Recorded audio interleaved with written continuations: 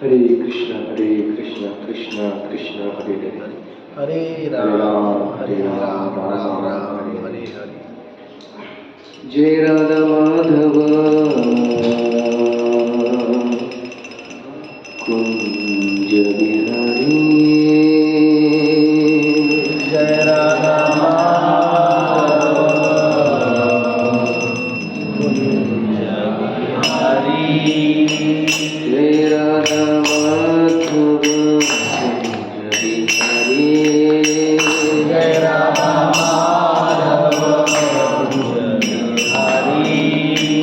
गोपी जन वल्लभ गिरिवरधारी, गोपी जन वल्लभ गिरिवरधारी। यशोदानंदन ब्रज जनरंजना, यशोदानंदन व्रज जनरंजना। यमुना तीरवरचारे, यमुना तीरावनचारी। यमुना तीरवरचारे, यमुना तीरावनचारी। राधा माधव कुंज बिहारी, जय राधा माधव कुंज बिहारी। गोपी जन वल्लभ गिरिवरधारी, गोपी जन वल्लभ गिरिवरधारी। यशोदानंदन ब्रज जनरंजना, यशोदानंदन व्रज जनरंजना। यमुना तीरवरचारे, यमुना तीरावनचारी। यमुना तीरवरचारे, यमुना तीरावनचारी। हरे कृष्ण कृष्ण कृष्ण हरे हरे, हरे राम राम हरे हरे।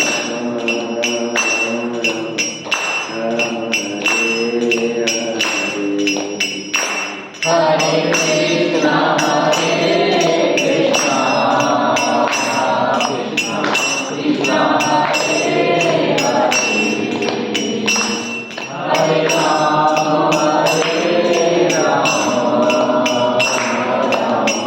राम हरे हरे। हरे कृष्ण कृष्ण कृष्ण हरे हरे, हरे राम राम हरे हरे।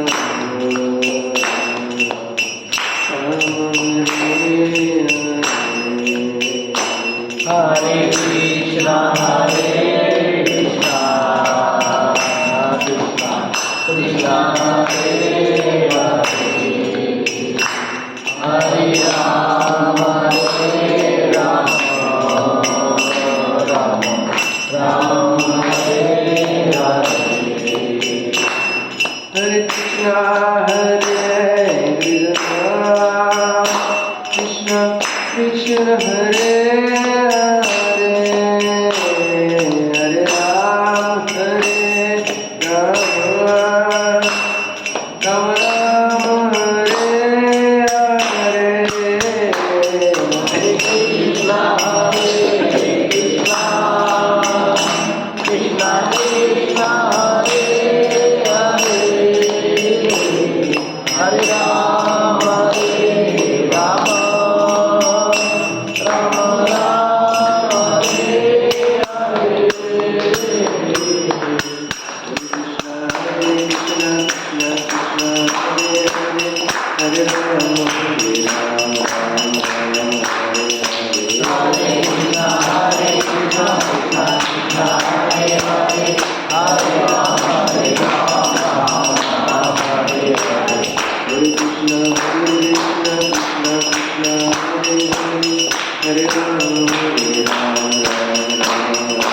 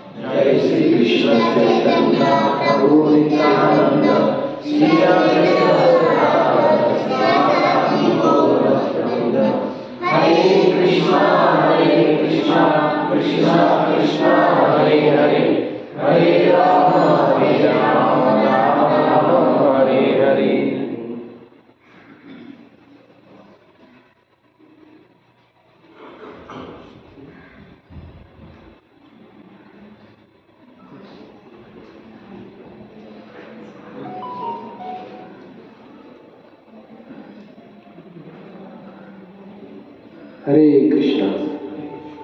तो आज के साप्ताहिक कार्यक्रम में सभी का भक्तों का स्वागत है। तो पिछले श्लोक में क्या देखा था, याद है किसी को? 2 अध्याय 44 नंबर श्लोक।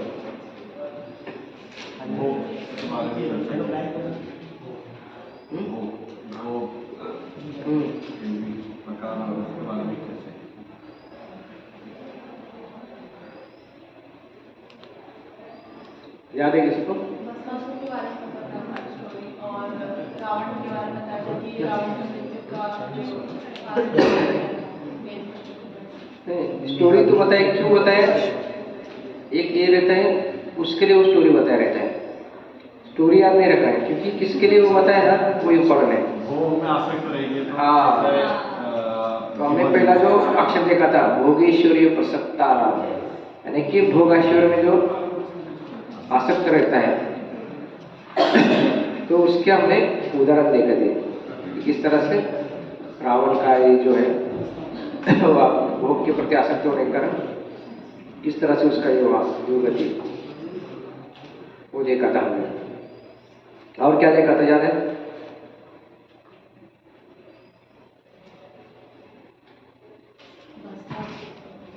हाँ, भस्मासुर,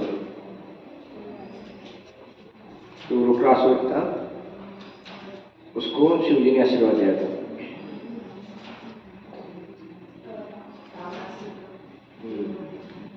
तो आज हम 45 नंबर श्लोक ये करेंगे।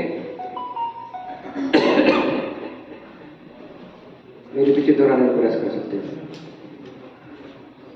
त्रिगुण्य विषय वेदा, त्रिगुण्यो भवार्जुना, निर्द्वंद्वो नित्य सत्वस्थो, निर्योग शम्य आत्मवान्,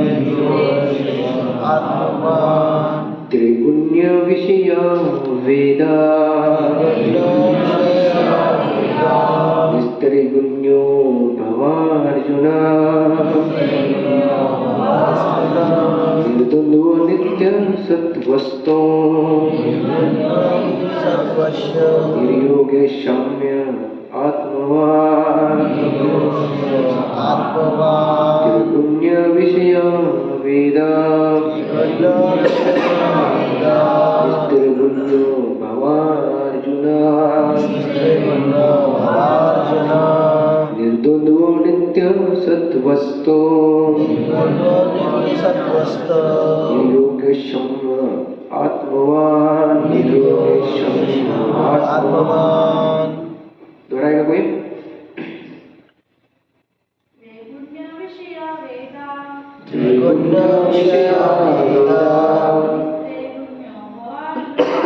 निस्त्रिगुण्यो भवार्जुना, निर्द्वंद्वो नित्य सत्वस्थो, निर्योगक्षेमो आत्मवान्। और कोई? त्रिगुण्य विषय वेद, निस्त्रिगुण्य भवार्जुना, निर्द्वंद्व नित्यो सत्वस्थो, निर्योगक्षेम आत्मवान्।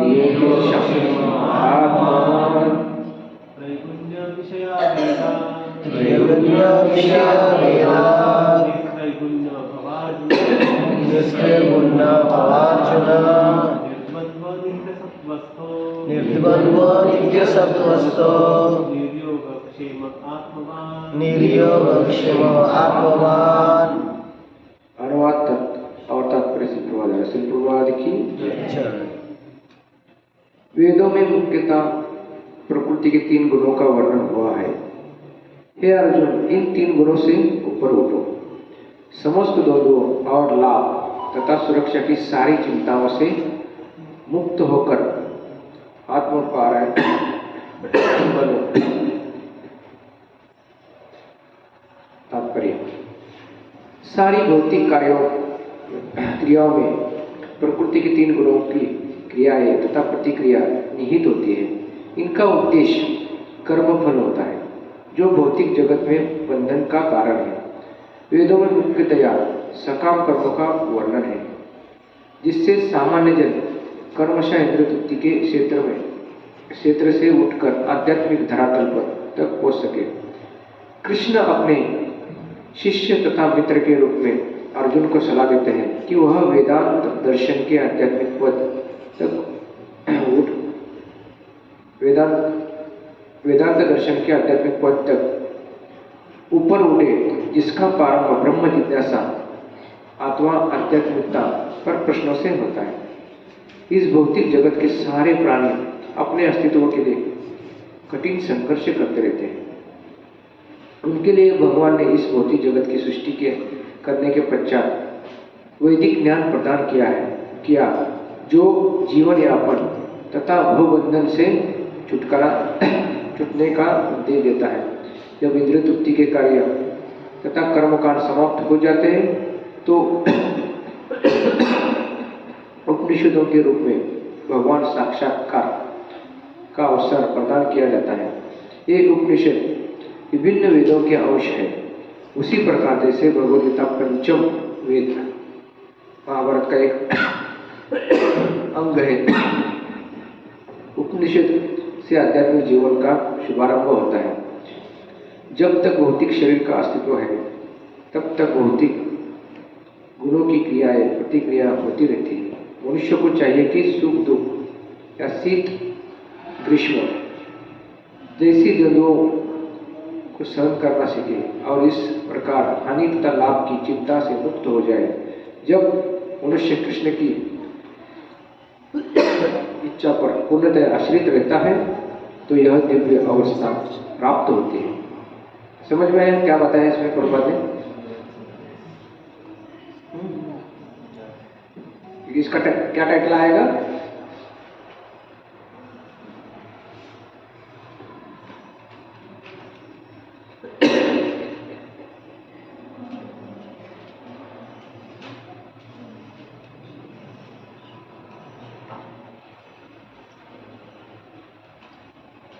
अर्जुन तुम क्या हो? ये 3 गुणों से ऊपर उठो। क्योंकि अर्जुन को क्या कर रहे हैं? तो बता रहे हैं ना कि आपको क्या करना है? 3 गुणों से ऊपर उठना है। तो कौन से 3 गुण हैं? हाँ, सत्व रज और तमोगुण। इन तीनों गुणों से आपको ऊपर उठना है।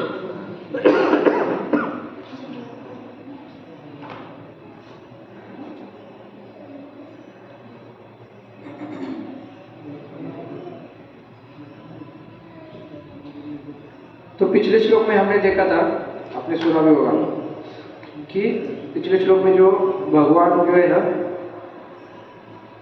भगवान ने जो वेद है, वेदों के जो अलंकारिक शब्द के है ना, यानी कि वेदों की पुष्पिता वाणी का वर्णन किया था कि किस तरह से वेदों की पुष्पिता वाणी है। और आदमी को क्या है, वो बोल रहे कि व्यक्ति का जो है भोग और ऐश्वर्य की प्राप्ति के लिए वो क्या करता है, उसके प्रति वो आसक्त हो जाता है, यानी प्रभावित हो जाता है उसके प्रति। और आज हम ये जो श्लोक में है, अर्जुन को क्या कर रहे हैं भगवान? 6 शिक्षा बता रहे हैं, 6 प्रकार की शिक्षा दे रहे हैं इसमें। तो उसमें से जो है पहला हम देखेंगे किस तरह से भगवान ये कर रहे हैं। तो इसमें जो पहला शब्द आता है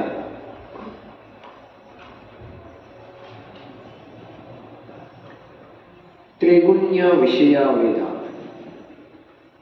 तो इस पर हम देखते थोड़ा सा चर्चा करने का प्रयास करेंगे। तो इसका क्या अर्थ आता है? वेदों में मुख्यतया 3 गुणों का वर्णन हुआ है। तो यहाँ पे भगवान जो है कह रहे हैं कि वेदों की जिस वाणी में मनुष्य को भोग तथा ऐश्वर्य की प्राप्ति के लिए प्रोत्साहन दिया गया है, यानी कि व्यक्ति जो है ना भौतिक प्रकृति के 3 गुणों से क्या हुआ है?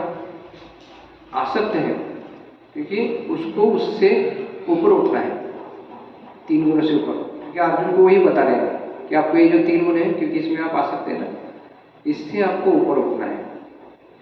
तो इसलिए यहाँ पे जो व्यक्ति है, तो व्यक्ति में जो है आप देखेंगे कि हर एक व्यक्ति में अलग अलग प्रकार के गुण, यानी कि ये व्यक्ति में सत्वगुण देखेंगे, किसमें रजोगुण देखेंगे, किसमें तमोगुण देखेंगे, अलग अलग गुण दिखते हैं, क्योंकि उससे आपको तुरंत समझ में आएगा कि कौन से इसमें है, गुण में है। तो ये जो सत्वगुण में व्यक्ति रहता है, उसकी सत्वगुण में रहता है ना, यानी कि उसके जीवन में जो सत्वगुण का प्रभाव आता है, यानी कि वो जो व्यक्ति है, तो वो कैसे हम जान सकते हैं कि ये सत्वगुणी है? ये आपको ढूंढना है सब लोग। तो आप कैसे जानेंगे कि ये व्यक्ति सत्वगुणी है? सिंपल आचरण, जो आचरण है वो सिंपल है और वेदों के धार्मिक है, सिंपल लिविंग है, सर्वसाधारण जीवन यापन व्यतीत करना। तो देखो सभी कार्यों को सत्वगुण जो है ना वो प्रमुख आ जाता है ना, तो उसका क्या होता है, वेदों की वाणी जो है उसके जीवन में क्या करता है, वो वेदों की वाणी से वो जीवन जीता है ना, तो उसके जो इंद्रिय है वो संयमित करने का प्रयास करता है। यानी कि वो जो उसकी इंद्रिय है ना, उसको संयम करने का प्रयास करता है, और उससे क्या होता है वो कि अगले जन्म में वो स्वर्ग में जाके जीवन का जो है ना श्रेष्ठ सुविधा का यानी कि भोग प्राप्त कर सकता है। लेकिन जो सत्वगुणी रहता है ना, तो वो क्या है कि वो क्या करता है, आप खुद की इंद्रियों को क्या करता है, संयमित करता है। क्योंकि जो वेदों में बताया, हमने बताया, देखा था पिछले श्लोक में, किस तरह से हमें जो है भोगेश्वरी और प्रसन्नता, जब आप भोग और ऐश्वर्य के प्रति आसक्त हो जाएंगे तो किस तरह से आपका हानि होता है। तो आपने उदाहरण देख रहे शास्त्र से, लेकिन यहाँ पे बता रहे गए कि आप जैसे ही इंद्रिया को आप संयमित करेंगे तो उससे क्या होगा कि उसके जो आदेश है वेदों के बताए गए कि किस तरह से आपको उसका अनुष्ठान करना है, तो उससे क्या होगा, अगले जन्म में आप क्या हो जाएंगे, स्वर्ग में जब जाएंगे तो स्वर्ग में जाने के बाद आपको जो सुविधा का है ना भोग प्राप्त कर सकते हैं। तो उसके लिए उदाहरण कौन सा आता है मालूम है शास्त्र में? अभी क्या कर रहा है, वो इंद्रियों को कंट्रोल करना है, लेकिन जो शास्त्र में बताया उसको नियमों से वो इंद्रियों को कंट्रोल करके वो भगवान की खुशी के लिए कर रहा है। और उसके बाद वो जब स्वर्ग में जाएगा ना तो उसको भोग प्राप्त हो जाता है, लेकिन उसमें और आनंद ले सकता है। लेकिन इधर उसको इंद्रिय कंट्रोल करना है।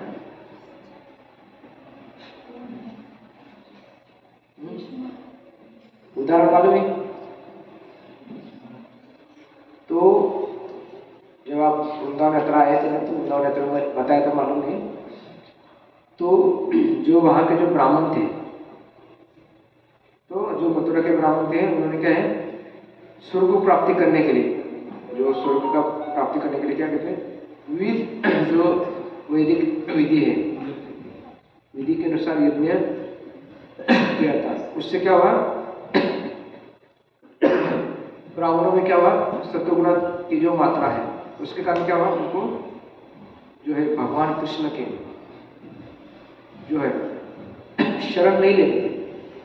आपने देखा होगा, हम गए थे कि नहीं मालूम है, जो बहादुर है, तो वहां क्या कर रहे थे, वो ब्राह्मण यज्ञ कर रहे थे। किसके लिए कर रहे थे, भगवान के लिए कर रहे थे, लेकिन क्या हुआ,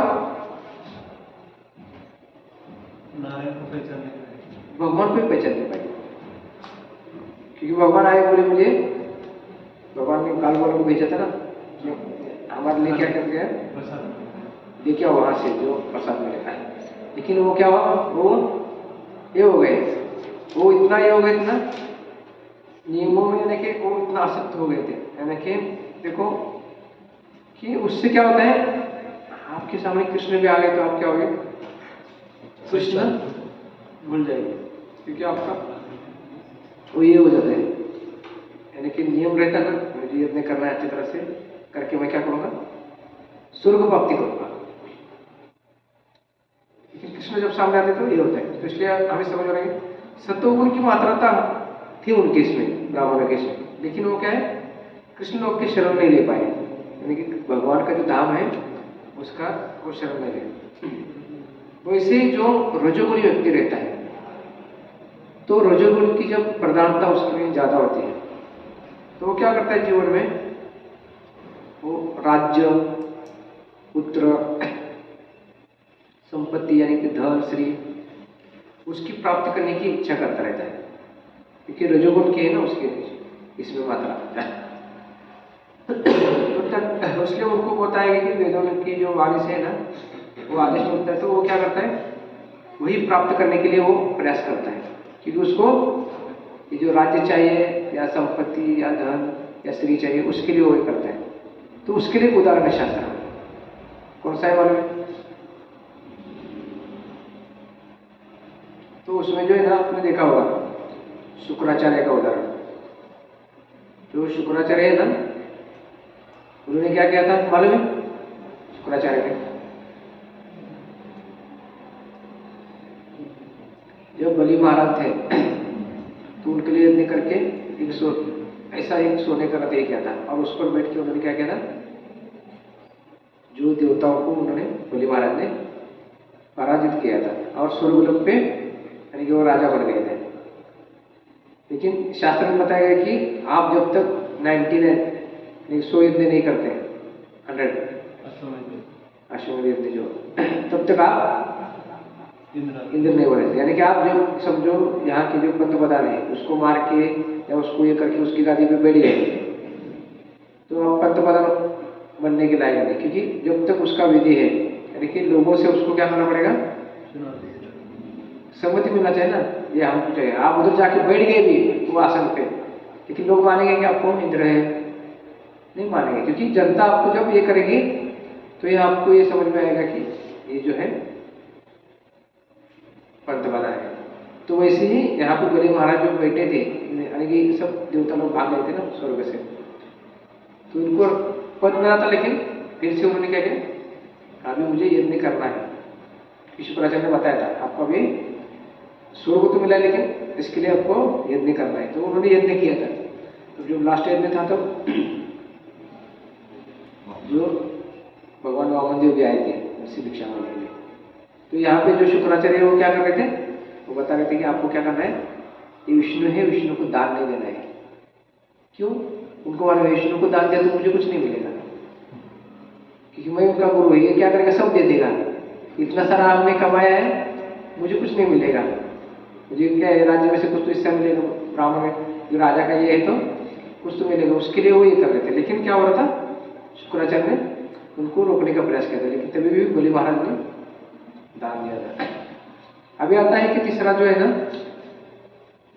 कि जिसका जो व्यक्ति है ना उसमें तमोगुण की प्रधानता रहती है, तो ऐसे लोग क्या करते हैं जीवन में, शराब या मांस इसी वस्तु का सेवन करते रहते हैं। तो वेदों की वाणी जो है, अभी देखो अभी ये सब है ना बता रहा हूं ना मैं, तो इससे क्या हो रहा है, जो वेद है ना, वेद क्या कर रहे हैं कि जो ऐसे नियमों का पालन का आदेश दे रहे हैं उनको। वेदों में क्या है कि जो कुछ अभी मान भी नहीं रहा है तो ऐसे लिए क्या कर रहे हो, वेद उनको ऐसे नियमों के लिए क्या कर रहा है, आदेश दे रहा है। क्यों? क्योंकि वो जो है ना, अभी देखेंगे ना तो शास्त्र में अभी शराब भी पीना या मौज करना है तो वेदों में बताया उसके हिसाब से आपको करना पड़ेगा। ऐसा नहीं है कि ये तो जो मंत्र है उसका आपको उसके लिए अभी देखो बकरे को मारना है तो आपको क्या करना पड़ेगा, उसको मारने से पहले उसके कान में आपको मंत्र बोलना है, अब कैसे मारना है वो सब बताए, तो उसके हिसाब से आपको ये करेंगे विधि। यानी कि जो तमोगुण का है, या हमने देखा सतोगुण या रजोगुण, अभी तमोगुण, तीनों में भी वैसे है। क्योंकि ये क्या कर रहे हैं, वेदों की वाणी में क्या कर रहे हैं कि ऐसे नियमों का पालन करने का आदेश दे रहे हैं, लेकिन क्या है वो नियमों का पालन करना है, यानी कि वेदों ने जो बताया ना वैसे ही आपको कार्य करना है। तो वैसे करेंगे तो क्या होगा, आपका जो है ना जो सेवन करने का है उस पर आपका कंट्रोल आ सकता है, यानी कि नियंत्रण आ सकता है। क्योंकि देखो वेदों में बताया गया है सब जो आपको मांसाहार करना है तो कैसा करना है उसके लिए बताया गया है। तो उससे आप वो पढ़ेंगे या ये करेंगे ना तो धीरे धीरे आपका क्या होगा जो नियंत्रण है। तो कैसा है, अभी देखो शराब पी रहा है तो कैसा पीना चाहिए, तो वो भी बताया गया है कि उससे क्या होगा आपको कि करना है, लेकिन उसका ज़्यादा भी नहीं बोला है और कम भी नहीं बोला है, इतना ही देना है आपको। तो वो नियमों का पालन करेंगे तो क्या होगा, धीरे धीरे वो क्या होगा, वो ऐसे नियमों का पालन करने से वेदों से फिर वो ये जो गुण है ना उससे धीरे धीरे अभी तमोगुण से वो रजोगुण में आएगा, रजोगुण से सत्वगुण आएगा, सत्वगुण से शुद्ध सत्व में आएगा। नहीं पालन कर रहा है समझो वेदों का तो फिर वो इसके ऊपर उठने वाला नहीं है। क्योंकि वेदों की जो वाणी है हमने देखा था वो क्या कर रहा है, वो कार्य करने को लगा रहे हैं, ये कार्य आपको करना है, लेकिन कैसा करना है, मैं जैसे बोलता हूँ वैसा करना है। आपको यज्ञ भी करना है तो ऐसा यज्ञ करो, यानी कि आप पशु की हत्या कर रहे हैं तो कैसा यज्ञ करना है कि आपको पशु की भी बलि देना है यज्ञ में, तो ये सब करके आपको ये करना है। तो ये सब करते करते बोलेगा इतना करना है एक बलि के लिए, उससे अच्छा बोलते नहीं यदि मारा तो अच्छा है वो, तो उससे परावर्त हो जाएगा। तो इसलिए वेद ये कर रहे हैं उसको। इसलिए एक श्लोक आता है भगवद्गीता में जो 14 पॉइंट जो भगवद्गीता है ना 14.18 में बताया गया है कि किस तरह से जो है ना वो बोल रहे कि आपको ऊपर कैसे उठना है। ऊर्ध्वं गच्छन्ति सत्त्वस्था मध्यं तिष्ठन्ति राजसा जगन्यगुणवृत्तिस्था अधो गच्छन्ति तामसा। तो बोल रहे कि सत्वगुणी मनुष्य क्रमशः उर्ध्वगतीने उच्चतर लोकात जातो, रजोगुणी मनुष्य पृथ्वी लोकात वास करतात आणि जे निंद्य तमोगुणात स्थित आहेत त्यांचे नरक लोकात अधपतन होते। तो यहाँ भी भगवान बोल रहे हैं कि जो सत्वगुणी मनुष्य है ना वो जैसे जैसे आप प्रगति करेगा तो क्या होगा ऊपर के लोग जाएगा, यानी कि उच्चतर लोग में जाएगा। और जो रजोगुणी मनुष्य है वो क्या करेगा, वो पृथ्वी पे वास करेगा। और जो निंद तमोगुणी है तो उसको बोला है कि आप उसका जो अधपतन है ना नरक लोक में होता है। तो तीनों इसका ही बताया गया है ईश्वर। तो कभी कभी क्या है लोगों को इसलिए बताया गया है या अर्जुन को भी बता रहे भगवान कि आपको कैसा है ये गुणों से ऊपर उठना है। तो ऐसी एक कथा आती है, एक बार है ना एक व्यक्ति था, यानी कि जो गाँव में होते ना कथाकार, तो वो कथाकार था। तो उसकी कथा है ना कहाँ भी गए बहुत फेमस थी, तो हजार लोग आते थे उनकी कथा के लिए। और इतना फेमस था ना, एक दिन क्या हुआ उनके गांव में ही कथा थी, गांव के लोगों ने ये किया था थोड़ा सी कोई इसका काम करेंगे क्या।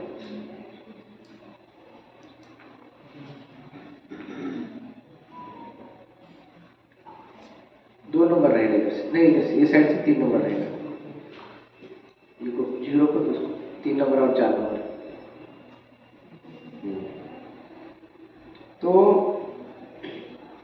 जो है ना तो गांव के जो एक माता जी श्री, तो उनके पत्नी के पास आई, बोले कि देखो आपके पति तो बहुत फेमस है कथा करने में, तो आज हमारे गांव में ही उनकी कथा है, तो आप क्या करो आज जल्दी से जल्दी कुकिंग करके घर का जो है तो शाम को 7 बजे फिर कथा के लिए आप आ जाओ सुनने के लिए कथा।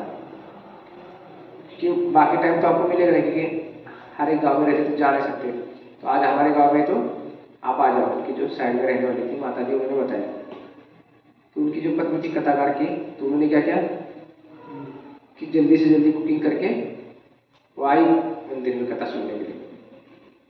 तो वो जो कथाकार था वो इसी श्लोक में बात कर रहा था कि आपको जो है वो बोल रहे थे कि ऊर्ध्वं गच्छन्ति तिष्ठन्ति राजसा, तो उसमें बोल रहे कि आपको क्या करना है, रजोगुण और तमोगुण से ऊपर उठ के आपको ये करना है। तो तमोगुण के क्या पदार्थ हैं, रजोगुण के क्या पदार्थ हैं वो बता रहा था, और सत्वगुण के क्या पदार्थ हैं। तो ये खाने से आपको ये हो जाएगा। तो उसमें वो बता रहा था कि जो है यानी कि तीखा रहेगा ज़्यादा तो वो नहीं खाना चाहिए, या बैंगन रहेगा तो नहीं खाना चाहिए। तो ऐसा वो बता रहा था, तो पूरा बता रहा था। तो ये जो उनकी पत्नी थी वो बैठी थी कथा में, तो वो रो रही थी क्योंकि उसने क्या किया था, वो ऐसा ही भोजन बनाया था उस दिन, तीखा बनाया था और बैंगन का सब्जी बनाया था। तो बोल रहा ये नहीं खाना चाहिए, कथा में बता रहा था। तो पूरा वो ये हो गई, और उधर से कथा से उठ के घर गई। घर जाके उन्होंने बोला था सत्तू कैसा चाहिए, बॉयल वाला रहना चाहिए, ज़्यादा तीखा भी नहीं, ये नहीं। तो फिर उन्होंने क्या किया, वो निकाल के रख दिया और अलग से सब्जी बनाया। और जैसे ही फिर ये जो कथाकार है वो घर में आ गए। घर में आने के बाद उन्होंने उनको परोसा, तो बोला आज टेस्ट कैसी है। वो उनके ऊपर चिल्लाए, बोले क्या बनाया आज। बोले आज मैं आपके प्रवचन के लिए आई थी। बोले किसने बोला था आपको आने के लिए मेरे प्रवचन के लिए। तो उसमें आप बता रहे थे कि सत्वगुण में आना चाहिए, ये नहीं करना चाहिए, इसलिए आपको ऊपर उठना है तो क्या करना है, सत्वगुण का आहार करना चाहिए। तो इसलिए ये सत्वगुण आहार है। वो इतना चिल्लाने में बोले देखो ये जो उपदेश है ना बाकी लोगों के लिए, मेरे लिए कैसा चाहिए, इसमें जितना ज़्यादा टीका डालेंगे उतना अच्छा है बोले। तो आपने जो पहला सब्जी बनाया था ना वो दे दो वापस बोले। तो इसलिए क्या है, संत तुकाराम महाराज उनके लिए ताड़ते हैं, क्या है ये ऐसे कथाकार क्या करते हैं, खाली लोगों को उपदेश करते हैं लेकिन जीवन में पालन नहीं करते। तो नहीं पालन करेंगे तो क्या है, उनके चेले भी वैसे ही रहते हैं। तो उससे क्या हो जाता है कि जब आप पालन नहीं करेंगे ना तो आगे के लोग भी वो सुधर नहीं पाएंगे। जब आप लोग खुद ये करेंगे, पालन करेंगे, तो लोग वो आपको देख के दूसरा भी पालन कर सकते हैं। तो इसलिए यहाँ पे हम देखते हैं किस तरह से जो है कि हमें इससे उठना है। भागवत में एक और एक आता है कि भागवत में जो 11वां स्कंद है उसमें 25 नंबर अध्याय में 9 नंबर श्लोक है, जो उद्धव गीता है, आपने सुना होगा। 11वां स्कंद क्या बोलते हैं, उद्धव गीता। तो भगवान बता रहे हैं गीता के बारे में, उद्धव गीता के, आत्मसंयम सारखे गुण ज्याच्याकडे आहे त्याला सत्वगुणी म्हणतात। यानी कि जिसके पास क्या है, आत्मसंयम जैसा गुण है उसको क्या कहा गया है, सत्वगुणी कहा गया है। यानी कि सत्वगुण के वो बता रहे हैं भगवान लक्षण। और रजोगुणी है वो कैसा है, वो रजोगुणी हा कामनेने त्याला ओळखू शकतो, यानी काम भावनेने तो आसक्त असतो। और तमोगुणी व्यक्ती क्रोधाने ओळखू शकतो। ही 3 लक्षणे आहेत जीवांना, जीव यांना भगवंताच्या सेवेत लावू शकतो, तो स्वतः त्याला शुद्ध करू शकतो। तो यहाँ पे भगवान उद्धव को बता रहे हैं कि जो सत्वगुणी है वो कैसा है, आत्मसंयम करता है। रजोगुणी है तो काम होने से प्रेरित रहता है, और जो तमोगुणी रहता है वो क्रोधित रहता है, यानी क्रोध के ऊपर उसका नियंत्रण नहीं रहता है। लेकिन भगवान बोल रहे देखो ये तीनों को भी भगवान की सेवा में लगाया है तो वो क्या कर सकता है, खुद को शुद्ध कर सकता है। तो ये 11वां स्कंद में उद्धव गीता आप पढ़ेंगे ना तो उसमें बताया, क्योंकि ये हम अनुवाद का ही कर रहे हैं ना, तो तात्पर्य में लिखा हुआ में। तो इसलिए हमें क्या है कि देखना है कि किस तरह से ये जो है हर एक गुण आप जैसे भगवान की सेवा में लगाएंगे। अभी जो किसी को क्रोध आ रहा है तो वो क्रोध कैसे लगा सकते हैं भगवान की सेवा में, मालूम है उदाहरण, क्रोध को भगवान की सेवा में लगाना है।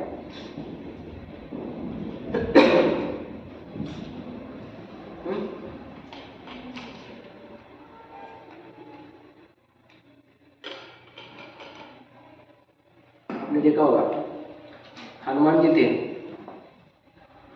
क्योंकि हनुमान जी ने देखा कि सीता को ये रावण नहीं किया है, तो उन्होंने क्रोध के कारण क्या किया, लंका चला गया। लंका को जला दिया ना। तो इसलिए देखो जो भक्त रहते हैं क्या करते हैं कि क्रोध भी है वो क्या करते हैं, भगवान की सेवा में लगाने का प्रयत्न है। क्योंकि क्रोध है, अगर अर्जुन भी क्रोधित हो रहा था, लेकिन जैसे भगवान ने बताया वैसे कार्य किया तो क्या हुआ, भगवान की सेवा में लगा। आपने सुना भी होगा कि जब युधिष्ठिर महाराज थे तो कर्ण ने बहुत घायल किया था अर्जुन को, अर्जुन बोलते हैं इनको, कर्ण ने युधिष्ठिर महाराज को घायल किया था। युधिष्ठिर महाराज घायल करने के बाद वो आए थे उनके इसमें टेंट में।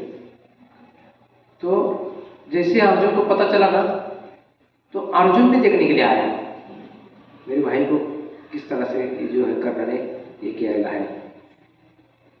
जैसे आया तो फिर आने के बाद युधिष्ठिर महाराज को क्या लगा कि अर्जुन ने क्या किया, कर्ण को मारा है और मेरे सामने आया है, तो वो खुश हो गए ये युधिष्ठिर महाराज। आपने क्या किया, अच्छा कार्य किया, यानी कि ये मारा है, अभी तक नहीं मारा, बोले मैं आपको देखने के लिए आया हूँ।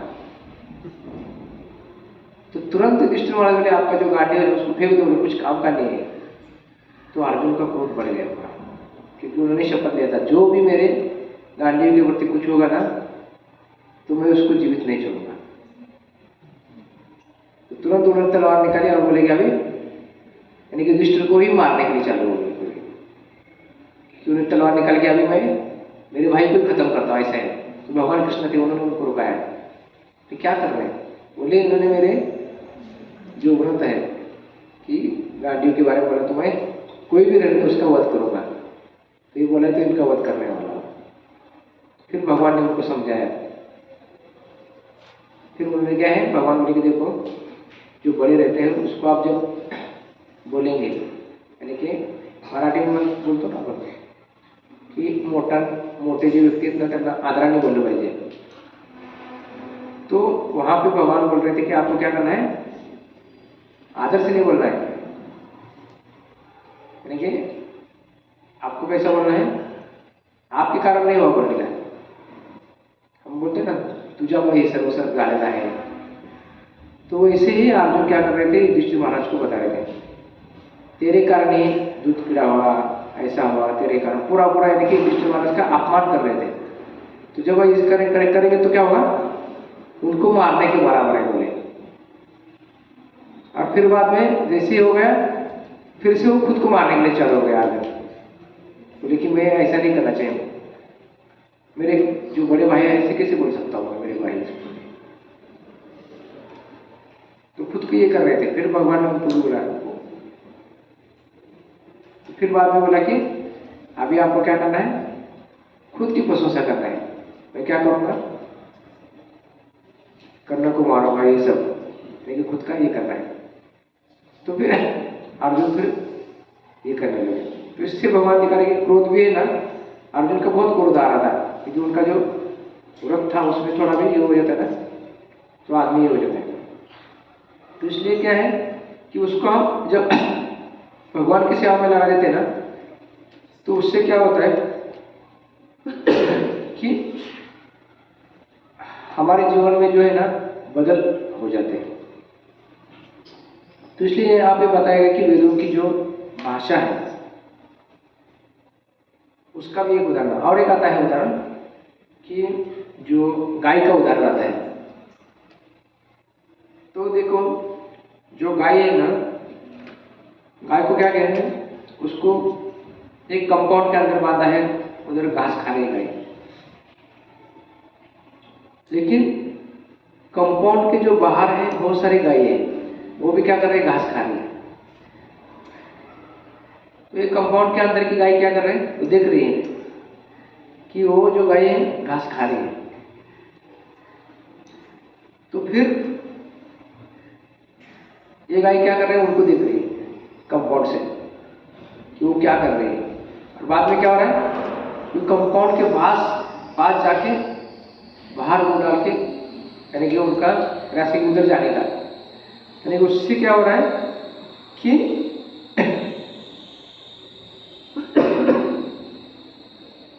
क्योंकि उनकी जो है ना, देखो गाय को उधर घास था, उनकी इंद्रिय जो भोग है उसको करने के लिए उधर था घास, लेकिन वो क्या कर रहे हैं, कंपाउंड के बाहर जो ये कर रहे हैं ना, गाय जो इंद्रिय भोग कर रहे हैं, घास खा रहे हैं, तो उसको देख रही है। तो ये जो इंद्रिय भोग की प्रक्रिया है ना, तो उसको बताया गया है कि ये जो कंपाउंड है, तो कंपाउंड को क्या बोला है वेदों में, उसको इंद्रिय भोग की प्रक्रिया कहा गया है। यानी कि ये कंपाउंड के अंदर आपको जो करना है भोग करो, इसके बाहर नहीं जाना आपको। तो ये कंपाउंड को क्या कहा गया है, इंद्रिय भोग। और शास्त्र के बाहर जाके आप इंद्रिय भोग करेंगे ना, वैसे वो गाय क्या देख रही, बाहर की जो गाय है वो क्या कर रहे हैं, घास खा रहे हैं, उसको देख रही है। यानी कि वो कंपाउंड के बाहर है ना, तो इसको भी लगता है मुझे बाहर जाके अच्छी घास खाना चाहिए। यानी कि कंपाउंड के बाहर जाना है, देखें आप शास्त्र के विरुद्ध कार्य करने वाले हैं। तो इसलिए भगवान बोल रहे क्या, बोल रहे कि जब शास्त्र के बाहर रहेंगे, इंद्रिय भोग करेंगे ना, तो उसको भगवान भगवद गीता में कहते हैं धर्मो विरुद्ध कामस्मि, यानी कि धर्म के विरुद्ध आप काम की जो इच्छा करते हैं। तो इसलिए भगवान बोल रहे कि ये है। तो इसलिए यहाँ पे कभी कभी एक सिद्धांत दिया जाता है चारवाक मुनि का। तो जो चारवाक मुनि है ना, वो बता रहे हैं, अभी देखो चारवाक मुनि भी जो है ना, वो बता रहे हैं कि आपको भोग करना है, कैसा करना है। तो वो बोलते हैं कि आपको क्या करना है, जो भी कुछ खाना है ना, आपको घी में खाना है। यानी देखो उसने कभी चारवाक मुनि ने बोला नहीं कि शराब पीना है। अभी लोग शराब या कुछ ये हो रहा है, लेकिन पहले चारवाक मुनि का सिद्धांत था ना, उसमें वो बता रहे थे कि आपको जो भी कुछ करना है, खाना है, तो आपको घी में ही खाना है।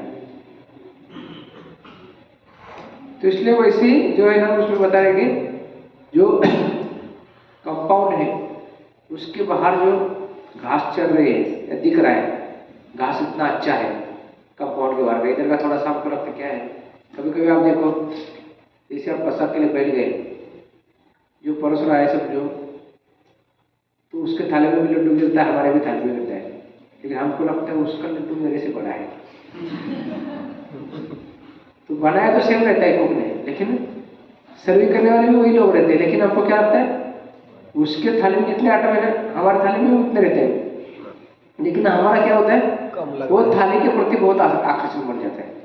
नहीं, खुद का थाली का नहीं रहता आकर्षण, लेकिन वो थाली में ना इतना आकर्षण रहता है। इसमें कभी कभी आप देखेंगे ना, तो वो थाली के प्रति आकर्षण रहता है, तो कभी कभी हाथ में डालने का प्रयास करते लोग, तो उसमें से लेना चाहिए। तो यह क्या है, वो बोलते हैं कि दूसरी जगह हम देखते हैं ना, तो ये क्या है, दूसरे का थाली का क्या होता है, हमको अच्छा दिखता है, हमारा खुद का थाली का कभी नहीं दिखता है।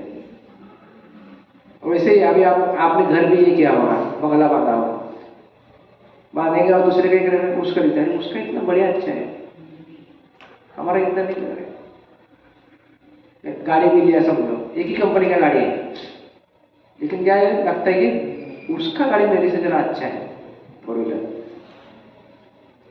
तो क्या होता है, वो क्या होता है कि खुद का जो है ना, वो उसको अच्छा नहीं लगता है, लेकिन दूसरे का जो है ना, वो अच्छा दिखता है। क्यों? क्योंकि वो जो देखेंगे ना, वो दूसरा जो है ना,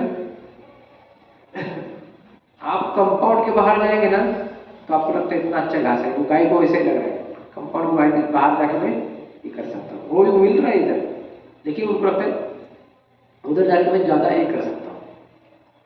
लेकिन कंपाउंड एरिया क्या है, वो वेद है, हमें शास्त्र बताया।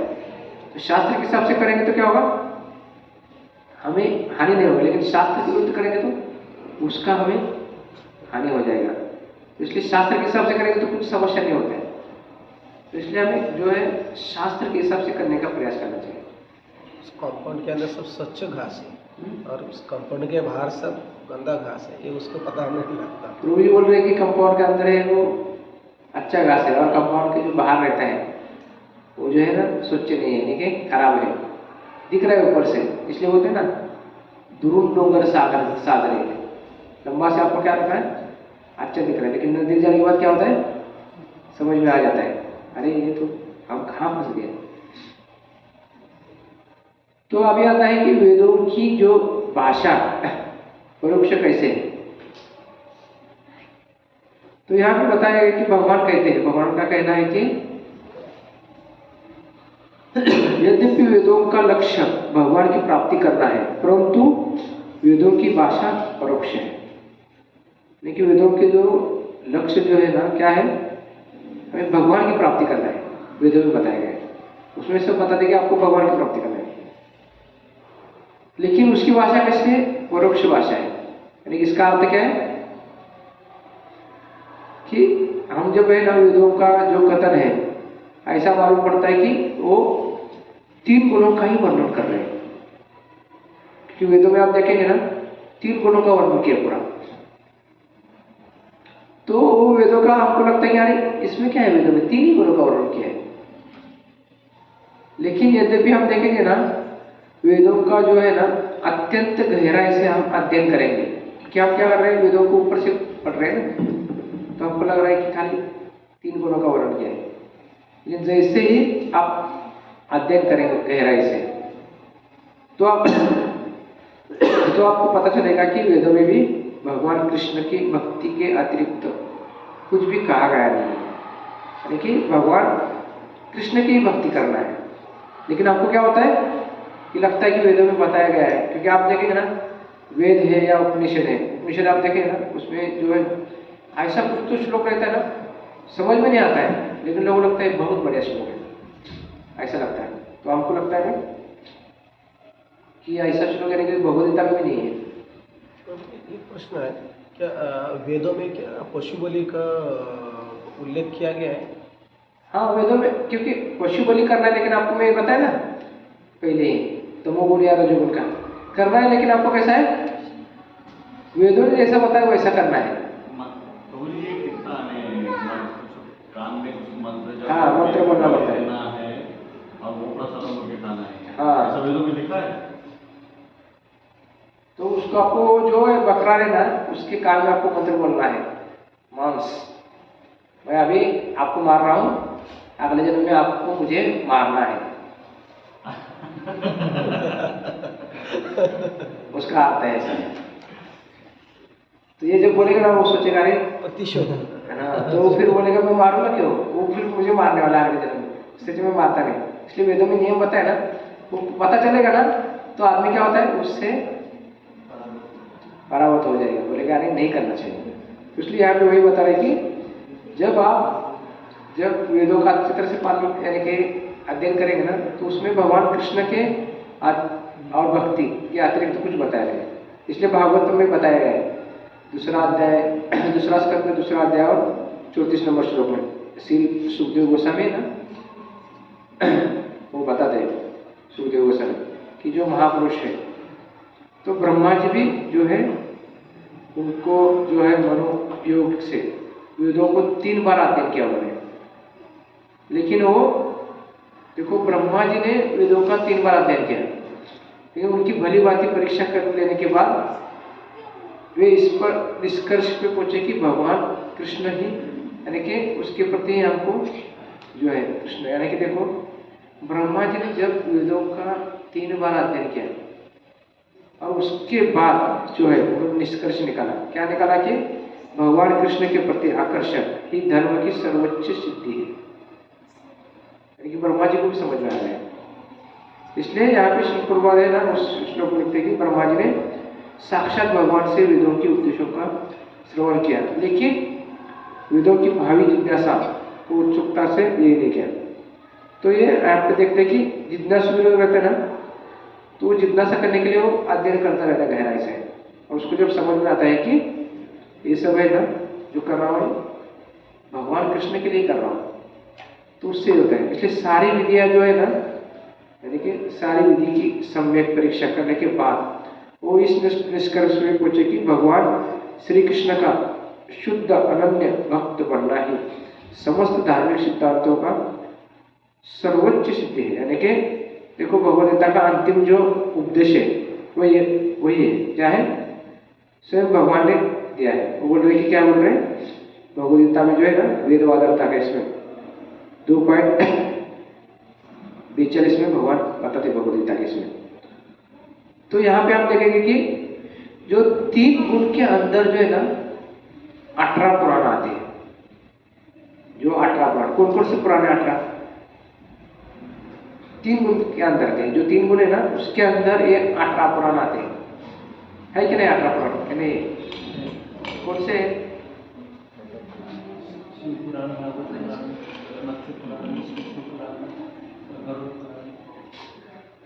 सतोगुण के कौन से पुराण है?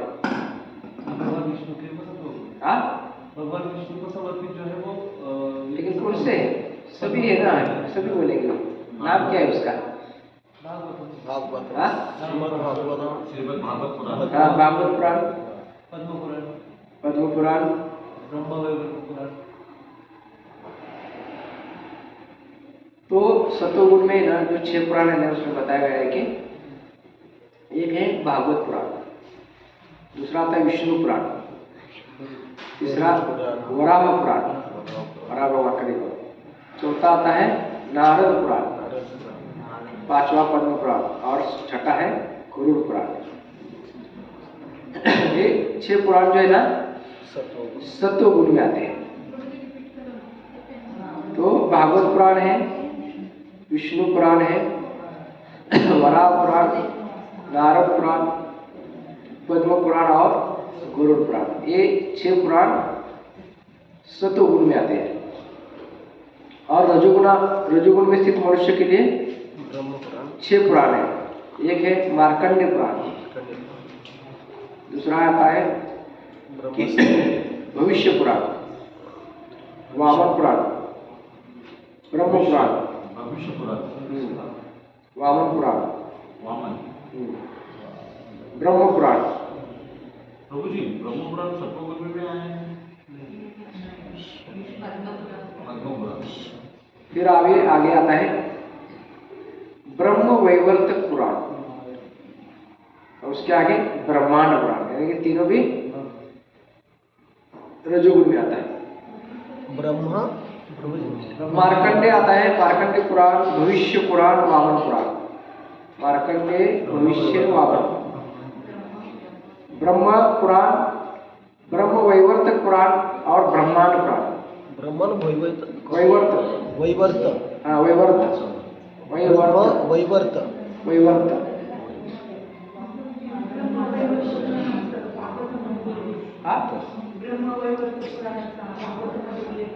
हाँ, सर्व ठिकाणी प्रभुपाद काय करतात कि देखो सब पुराण का वो बताते हैं प्रभुपाद कि जब कोई आता है ना तो बोलते कि ये ब्रह्म वैवर्तक पुराण में बताया है या वामन पुराण में या गरुड़ पुराण में, तो उसका एक एक कंटेंट बताते हैं। पूरा नहीं आता लेकिन उसमें से जो लगता है वो प्रभुपाद ये करते हैं। भागवत में भी थोड़ा सा बुलाता है। हाँ,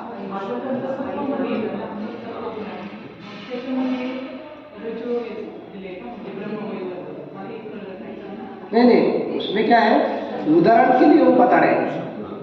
उदाहरण में देखो अभी जो भागवत पुराण है उसमें कभी उदाहरण दे रहा है। देखो हमने हनुमान जी का देखा था, अभी भागवत में राम जी का भी आता है, लेकिन रामायण अलग है। रामायण देखें तो अलग है पूरा, लेकिन नववा स्कंद जो है ना भागवत में क्या क्या है, एक ही स्कंद खाली रामलीला का बताया, लेकिन कम इसमें बताया शॉर्टकट में। लेकिन पूरा चाहिए तो आपको रामायण पढ़ना पड़ेगा। तो वैसे ही भागवत में जो है ना, अभी समझो इसमें से एक भी पुराण आ गया, समझो इसमें से ब्रह्मांड पुराण का बताया, थोड़ा सा तो कुछ तो बताया, लेकिन आपको पूरा जानकारी चाहिए तो वो पुराण में जाना पड़ेगा। यानी कि उसका थोड़ा सा एक उन्होंने झलक बताया गया है। अभी भागवत पुराण में बताएंगे वो ये जो है ब्रह्म वैवर्तक पुराण में लीला आती है। तो भगवान के आपने देखा होगा राधा कृष्ण की जो लीला रहती है, तो ब्रह्म वैवर्तक पुराण में नहीं होते, तो वो थोड़ा सा बता दें। तो आपको सब पढ़ना है तो वो पुराण पढ़ना पड़ेगा, क्योंकि भागवत में क्या किया, ये बताया गया है, थोड़ा सा बताया, लेकिन ये लीला पूरा डिटेल आपको जानना है तो उसको क्या करना पड़ेगा, उधर जा रहा है, लेकिन उन्होंने कॉन्टेक्स्ट दिया रहता है। और तमोगुण में स्थित जो है उनके लिए और 6 पुराण है। उसमें आता है मत्स्य पुराण, अग्नि पुराण, लिंग पुराण, मत्स्य अग्नि लिंग, और बाद में कूर्म पुराण, स्कंद पुराण और शिव पुराण। ऐसे लिंग पुराण, कूर्म पुराण, कूर्म, हाँ कूर्मदेव है ना, कासव, मत्स्य पुराण, लिंग पुराण, कूर्म पुराण, शिव पुराण, अग्नि पुराण, कोणता? अग्नि अग्नि पुराण और स्कंद पुराण। हो गया मत्स्य, अग्नि, लिंग, कूर्म, स्कंद और शिव पुराण। आपलं वामन पुराण आपलं याच्यामध्ये रजगुणमध्ये वामन पुराण, भविष्य पुराण, ब्रह्मवैवर्त पुराण, मार्कंड पुराण आणि ब्रह्मपुराण, अजून एक कोणतं? ब्रह्मांड पुराण आहे। ब्रह्मपुराण, ब्रह्मांड पुराण वेगवेगळे 3 आहेत ना, ब्रह्मपुराण, ब्रह्मवैवर्त और ब्रह्मांड। अच्छा अच्छा, ऐसे 3 है। तो उसके सब में क्या होता है, आप देखेंगे ना, अभी कभी कभी आप जब शिव जी के भक्तों मिलेंगे तो शिव पुराण में शिव जी का बहुत वर्णन किया है। इतना वर्णन किया रहता है ना, उसमें शिव जी को भी महान किया है। तो जब आप उनसे साथ ये करेंगे ना, तर्क करेंगे ना, वो दिखाएंगे शिव जी कैसे श्रेष्ठ है, क्योंकि शिव पुराण में वही बताया गया है। पूरा शिव पुराण दिखाएगा, बोले देखो शिव जी का ही पूरा गुण गाना है।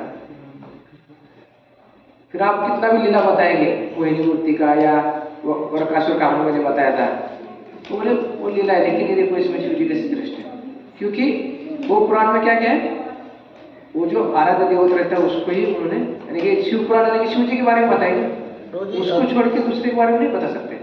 तो सतों में ये जो भागवत पुराण, विष्णु पुराण, गरुड़ पुराण, नारद पुराण, दो कौन सा है और दो कौन सा है? बाकी लोगों ने लिखा है, उनसे लिख के ले लो बाद में। शिवपुराण मध्ये म्हणजे आपण सिरियस पण बघतो, इव्हन वाचन थोडंफार केलं, त्याच्यामध्ये हे सांगितलेलं आहे की महादेव हे नेहमी ध्यानात असतात आणि ध्यानमध्ये ते सारखे पठण करत असतात.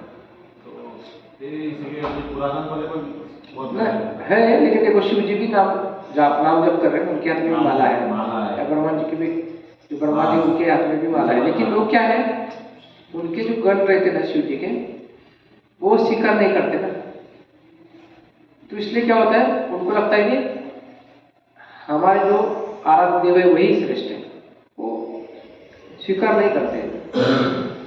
तो अभी हमने देखा कि किस तरह से जो है ना त्रिगुण्य विषय वेदा, यानी कि वेदों के बारे में हमने देखा। अभी अगला ये आता है, क्योंकि पूरा करना है अध्याय श्लोक, निस्त्रिगुण्य भव अर्जुन। तो हे अर्जुन क्या करो, तुम इन 3 गुणों से ऊपर उठो, यानी कि ये 3 गुण से आपको ऊपर उठना है। तो कैसे ऊपर उठ सकते हैं, तो यहाँ पे वो अर्जुन को बता रहे हैं कि किस तरह से आपको जो है ना 3 गुणों से उठना है।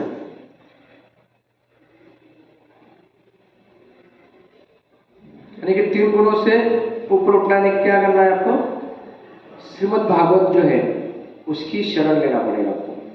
तो श्रीमद् भागवत है उसकी शरण ग्रहण करना पड़ेगा। जब वो उसकी शरण ग्रहण करेंगे ना, तो उससे आप 3 गुणों से ऊपर उठ सकते हैं।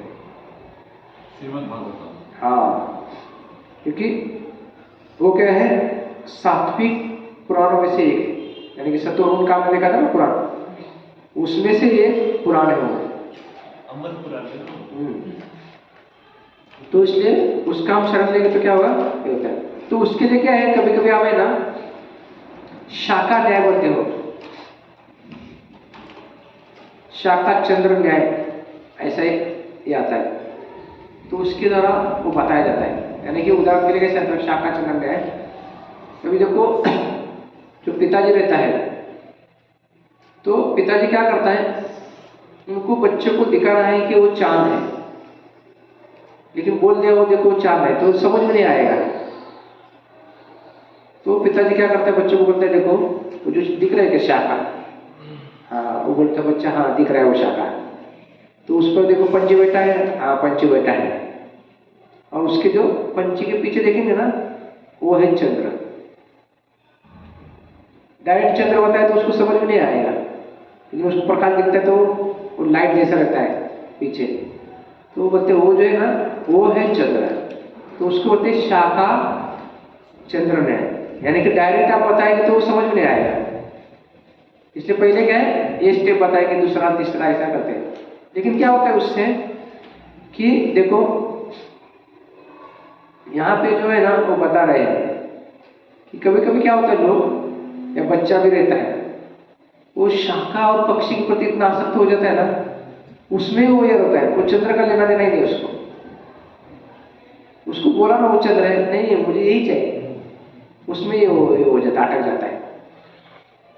तो वो जो है ना वो बताया गया कि अर्जुन के द्वारा जो है वेदों जो वेदों के 3 विषयों का वर्णन करते हैं, यानी कि उसी प्रकार जो है ना वेद जो है ना वो 3 गुणों का वर्णन, यानी कि 3 विषयों का गुणों का वर्णन करते हैं। लेकिन ये जो वेद क्या है, ये जो वेद है तो उसका क्या कर रहे हैं, भगवान की प्रशंसा कर रहे हैं, वही बता रहे थे भाई। तो वेद जो है भगवान की प्रशंसा कर रहे हैं, यानी कि ये जो शाखा जो है, शाखा का क्या कार्य कर रहे हैं, वेदों का कार्य कर रहे हैं। कि जैसे चंद्र चाहिए हमको, तो चंद्र कौन है, वो कृष्ण चंद्र है। तो उसको देखना है तो आपको क्या करना होगा, ये शाखा के द्वारा जाना है। यानी कि आपने देखा होगा, बोला ना भागवतम में या कभी कभी आपने देखते ना, जो शाखा है या पत्ते हैं ये कौन है, वेद है। लेकिन उसका जो पका हुआ फल कौन है, श्रीमद् भागवतम है। तो वैसे चंद्र जो कृष्ण चंद्र है उसको जानना है तो आपको क्या करना, शाखा से जाना पड़ेगा। तो ये शाखा क्या है, वेद है।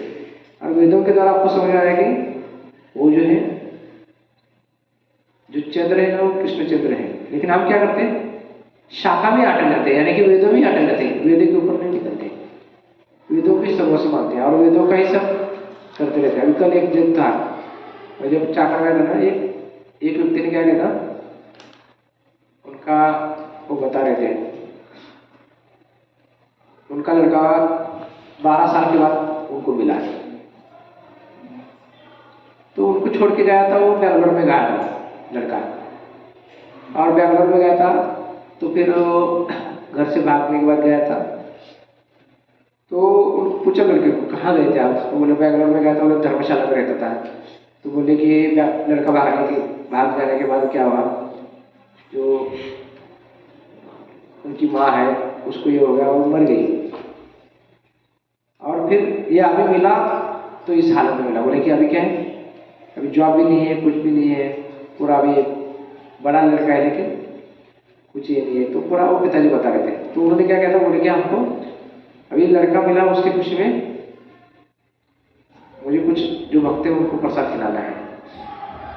तो उन्होंने फ्राइडे के दिन प्रसाद दे दिया था। तो बता रहा था, फिर बाद में क्या है, वो बता रहा था कि जो एक साधु से मिला था ना, तो उसके बारे में पूरा बता रहा था, वो सब वेद जानते हैं, वो जगत गुरु है, ये है, वो सब बता रहा था, लेकिन सुन नहीं रहा था। तो उनको बता रहा था, लेकिन तभी भी क्या हुआ, उनका ही बता रहा था। तो उनको समझ में नहीं आ रहा है कि क्या है। फिर बोल रहे हैं कि देखो वो जो बोल रहे हैं मुझे गलत लग रहा है। तो मैं बोला मैं बता रहा हूँ सही, लेकिन नहीं सुन रहा है। तो क्या होता है, उसको पता चल रहा है वो जो बोलने वाला है जगत गुरु है, लेकिन क्या है वो गलत बता रहा है या कुछ बता रहा है, आपको समझ में आ रहा है, लेकिन क्या होता है, विश्वास भी है कि गलत बोल रहा है, लेकिन तभी भी आप उसको छोड़ने का प्रयास नहीं कर रहे हैं। तो इसलिए क्या होता है कि वो वेदों के बारे में बता रहे हैं, वेदों के बारे में बता रहे हैं, लेकिन वेद क्या बता रहे हैं, भगवान का भक्ति करने का है। वो छोड़ के आप किधर भी जाने का नहीं।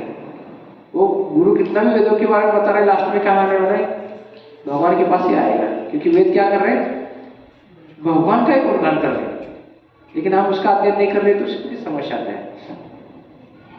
तो इसलिए यहाँ पे जो है ना, हमको 3 गुणों से ऊपर उठेंगे ना तो ये हो जाएगा।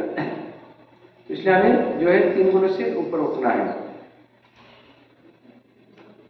तो भगवान जो अर्जुन को बता रहा है कि आपको क्या करना है, 3 गुणों से ऊपर उठना है।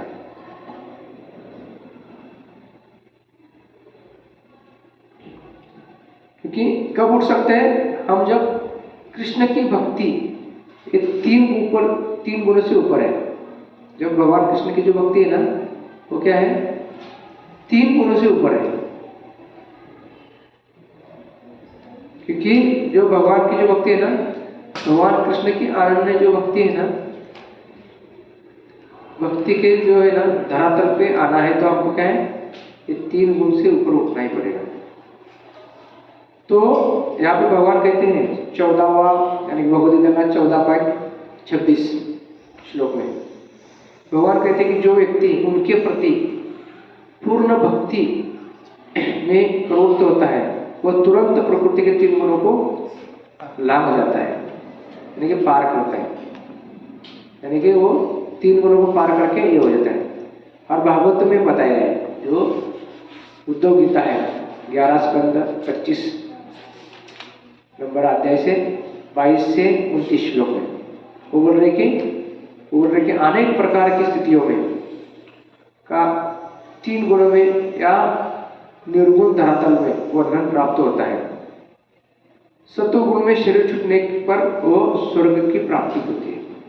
यानी कि यहाँ पे बताया गया, देखो ये भागवत में बताया गया कि किस तरह से आप जब सत्वगुण में रह के जब आप शरीर की जो है ना शरीर को आप जब छोड़ देंगे तो उससे क्या होगा, आपको वो बोल रहे कि स्वर्ग की प्राप्ति होगी। उस टाइम आप शरीर छोड़ेंगे सत्वगुण के इसमें, या वो बोल रहे कि अब समझो मनुष्य जो है ना रजोगुण में शरीर छोड़ा तो क्या होगा, मनुष्य लोक की प्राप्ति होती है। या तमोगुण का इसमें छोड़ेंगे आप शरीर छोड़ेंगे तो उसको क्या होगा, नरक लोक की प्राप्ति होगी। यानी कि देखो यहाँ पे भी भगवान बता रहे थे, यानी कि जीवन में ना, इसलिए बोला ना कि हम जो कार्य कर रहे हैं ना वो 3 गुणों का चल रहा है, और दिन भी जो रहता है वो 3 गुणों में भी है हमारा। ये पूरा सुबह जो है सत्वगुण आएगा, फिर रजोगुण आएगा, फिर तमोगुण आएगा, ऐसा 3 चलता रहता है। तो हमारे जीवन में भी वही रहता है। तो इसलिए हमें क्या है कि वो बोल रहे कि आप जैसे ही करेंगे ना उससे, तो इसलिए भगवान बोल रहे कि आपको क्या करना है, निर्गुण अवस्था में कृष्ण के धाम की प्राप्ति करना है। इसलिए आपको क्या है, वन में निवास, यानी कि वन में निवास यानी कि क्या है, वो सत्वगुण है, यानी कि सात्विक है। यानी कि वन में रहेंगे तो आपको सत्वगुण यानी कि सात्विक है। शहर में निवास करेंगे तो वो कैसा है, राजसिक है।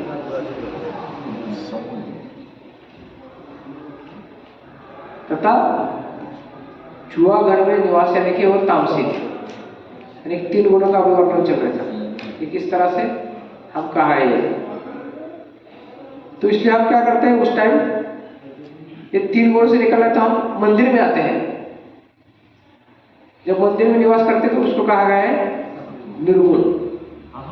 निर्गुण, हाँ, यानी कि ये तीनों गुणों से परे। हाँ, क्योंकि आप इधर रह के भौतिक जगत में भी रह के जब मंदिर में आते हैं, मैंने बोला ना वन में रहेंगे तो सात्विक सत्वगुण है, शहर में रहेंगे तो रजोगुण है, और या या जुआगढ़ में रहेंगे तो तमोगुण है। लेकिन इसको तीनों को त्याग करके आप जब मंदिर में आते हैं तो क्या होगा, निर्गुण हो जाएगा। निर्गुण इसका अर्थ है उस 3 गुण से बाहर हो जाना। तो इसलिए हमें आसक्त रहित जो करता रहता है ना वो सात्विक है, और राग दोष से भरा हुआ रहता करता वो राजसिक रहता है। यानी कि जब आसक्ति रहित जीवन जिएंगे आप, आसक्ति रहित, अभी सब हम 3 गुणों का वर्णन कर रहे हैं इसमें। जब आप आसक्ति रहित जीवन जिएंगे ना तो उसको कहा गया है कि वो जो आसक्ति रहित करने वाला, कार्य करने वाला जो करता रहता है ना उसको कहा गया है सात्विक कहा गया है। और जो है ना राग और दोष से भरा है उसका स्वभाव, तो वो क्या होगा, उसके अंदर राग और दोष भरा है तो वो राजसिक है।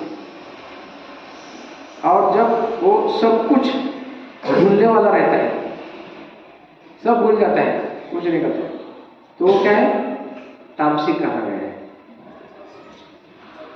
लेकिन हम क्या कर सकते हैं, कृष्ण के ऊपर जब हम आश्रित रहेंगे, जो भी करता है वो कृष्ण के ऊपर आश्रित रहेगा, जो भी व्यक्ति है, तो उसको कहा गया है निर्गुण, यानी कि 3 गुण से परे कहा गया है। और एक आता है, हम जब आध्यात्मिक जीवन में जो है ना, उसमें जो है ना आध्यात्मिक जीवन में जो हमारी श्रद्धा रहती है ना, वो कैसे रहती है, सात्विक रहती है आध्यात्मिक जीवन में। लेकिन जब हम सकाम कर्मों में जो श्रद्धा रहती है ना, सकाम कर्मों के साथ आपको सिखाया ना, कर्म सकाम कर्म ये जो निष्काम कर्म बताया हुआ है मुझे।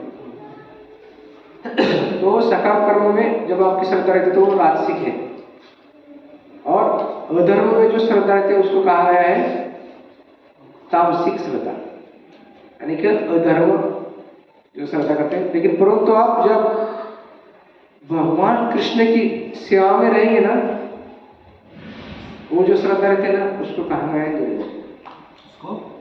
भगवान श्री कृष्ण की जब सेवा करते हैं ना, सेवा में आप श्रद्धा रहते हैं आपकी सेवा करने, क्योंकि सेवा करने से मुझे लाभ मिलेगा, तो वो श्रद्धा रहते हैं ना, तो उसके कारण उसको कहा गया है निर्गुण कहा गया है। अभी आता है और एक अभी खाने का, भोजन का, ये सब 3 गुणों का चल रहा है ना अभी। तो बताया गया कि जो शुद्ध और स्वास्थ्यकारक जो भोजन रहता है, शुद्ध और स्वास्थ्यकारक रहता है ना, उसको कहा गया है सात्विक। जो अधिक गर्म है या कड़वा है भोजन, तो उसको कहा गया है राजसिक भोजन है। और जो अशुद्ध भोजन उसको कहा गया है तामसिक कहा है। लेकिन आप जब कृष्ण को अर्पित जो भोजन है उसको खाएंगे तो उसको कहा गया है निर्गुण, यानी कि हम जो भी कुछ कार्य करते तो भगवान कृष्ण को अर्पित कहा है। ठीक है, अभी आता है आत्मा के इस पर आता है। अभी हम धीरे धीरे क्या कर रहे हैं, आगे आगे चल रहे हैं। तो आत्मा से जो प्राप्त होने वाला सुख है ना,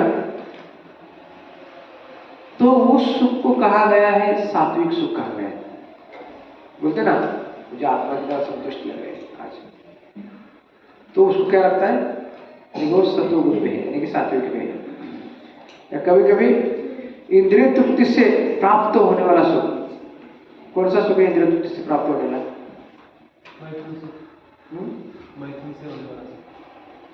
मैथुन या खाने का जो सुख रहता है उसको लगता है कि वो खाऊंगा ना बस, अभी मुझे जो चाहे मिल गया बस, तो उसको कहा गया है राजसिक सुख। और तीसरा जो है ये हम किसी के कुछ प्रॉपर्टी है, घर फ्लैट से बंगला, तो वो जो राजसिक है, क्या हुआ, बड़ा घर चाहिए, बड़ा चाहिए, गाड़ी बंगला चाहिए, खुशबू होती है, भोग विलासी, बड़ा भोग विलासी जो सुख है। हाँ क्या होता है, देखो आप जो भी चीज लेते हैं ना, वो बोलते हैं ना मराठी में बनाए 9 दिवस, 9 दिन के बाद वो भोजन होता है।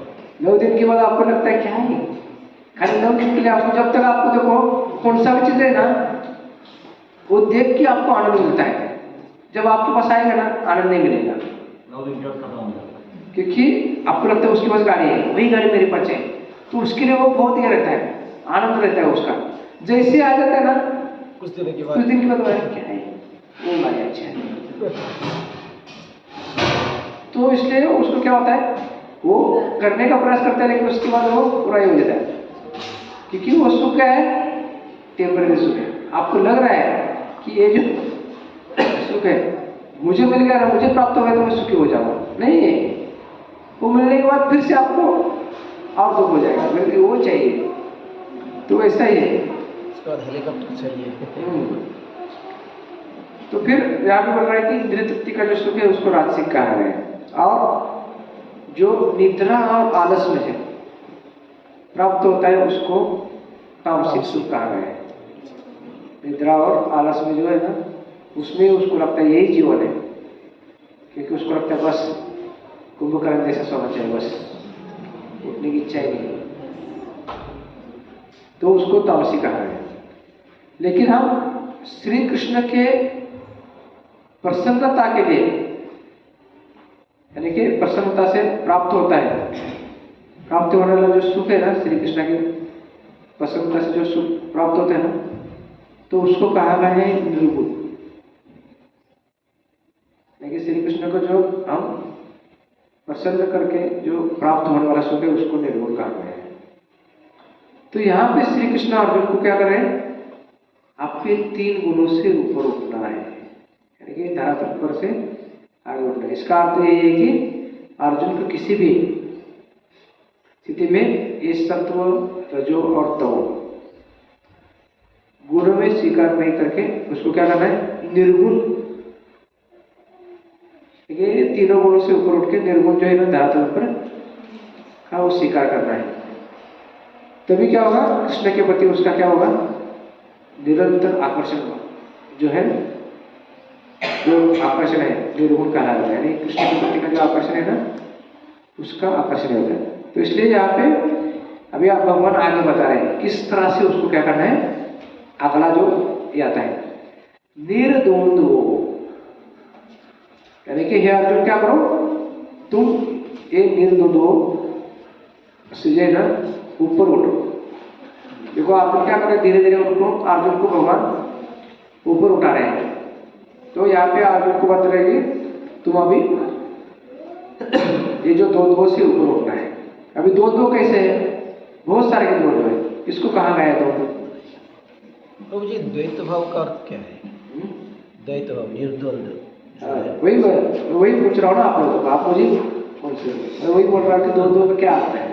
ठंडी और गर्म, हाँ, उसमें पता है प्रभुपाद ने लिखा है सब प्यारे हमें। सुख और दुख।